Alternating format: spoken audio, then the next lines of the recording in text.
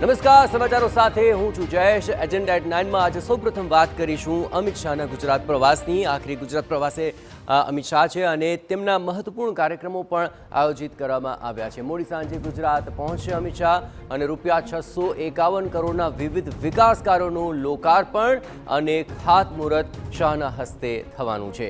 આવતીકાલે જીએમડીસી ખાતે હિન્દુત્વ મેળાની શરૂઆત અમિત શાહ કરાવશે। सूरत कैंसर हॉस्पिટલનું પણ લોકાર્પણ કરાશે। જુંડાલમાં 100 કરોડના ખર્ચે બનેલા આઇકોનિક રોડનું પણ લોકાર્પણ થશે। થલતેજ ફોર્ડમાં 13 કરોડના ખર્ચે બનેલા શીલજ તળાવનું લોકાર્પણ કરાશે। લાંબા સમયથી પેન્ડિંગ ચેનપુર અંડરપાસને ખુલ્લો મૂકવામાં આવશે। રાણીપમાં જાહેર સભાને અમિત શાહ સંબોધિત કરશે। વધુ વિગતે વાત કરવા જોડાઈ રહ્યા છે ટીવી 9 સંવાદદાતા રોનક વર્મા। રોનક, અમિત શાહનો આ પ્રવાસ અત્યંત મહત્વપૂર્ણ બની રહેશે। કયા ઉપક્રમ છે, કેટલી વિશેષ બની રહેશે આ તેમની મુલાકાત? બિલકુલ જી, વધુ 3 દિવસ માટે કેન્દ્રીય ગૃહ અને સહકારિતા મંત્રી ઉપરાંત ગાંધીનગર લોકસભાના સાંસદ અમિત શાહ આજે મોડી સાંજે અમદાવાદ આવી પહોંચશે। જ્યાં આગળ આગામી બે દિવસ તેમનો નિર્ધારિત કાર્યક્રમ છે, જ્યાં આવતીકાલે સવારથી તેમના જાહેર કાર્યક્રમોની શરૂઆત થશે।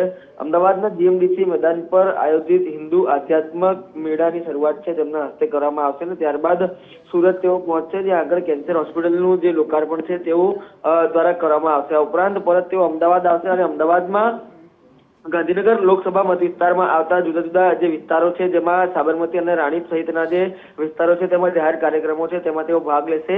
ન માત્ર એટલું પરંતુ રેલવેના પણ જે કરોડોના કાર્યો છે તેનું લોકાર્પણ છે તેમના હસ્તે થવા જઈ રહ્યું છે।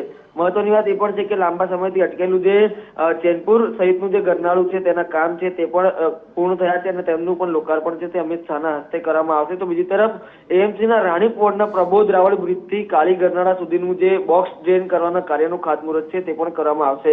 આ ઉપરાંત સાંજે 4:30 કલાકે રાણીપ ખાતે એક જાહેર કાર્યક્રમમાં પણ તેઓ ભાગ લેશે, જ્યાં આગળ હાજર લોકોને તેઓ દ્વારા સંબોધન કરવામાં આવશે અને ત્યારબાદ અંતિમ કાર્યક્રમ તેમનો યોજાશે, જ્યાં આગળ થલતેજમાં તૈયાર કરવામાં આવેલું જે રમતગમતનું સંકુલ છે તેનું પણ લોકાર્પણ કરવામાં આવશે। મહત્વનું છે કે આગામી સમયમાં એક તરફ જ્યાં ઓલિમ્પિકનું સ્વપ્ન જોવામાં આવી રહ્યું છે, ત્યારે અમિત શાહ છે તેઓ પણ સતત આ દિશામાં કાર્ય કરી રહ્યા છે। એટલે કે રેલવે સહિતના અનેક કાર્યક્રમો છે તેઓ આવતીકાલે લોકાર્પણ અને ખાતમુહૂર્ત તેમના દ્વારા કરવામાં આવશે અને ત્યારબાદ પરમ દિવસે અનેક કાર્યક્રમોમાં હાજરી આપ્યા બાદ ફરી એક વખત તેઓ દિલ્હી તરફ રવાના થશે। આવા રોનક, તમામ ગતિવિધિઓ પર આપ નજર રાખતા રહેજો। તો આજ સાંજે અમિત શાહ આવી પહોંચશે અને આગામી દિવસોની અંદર આ તમામ મહત્વપૂર્ણ ખાતમુહૂર્ત અને લોકાર્પણ તેમના હસ્તે સંપન્ન થશે।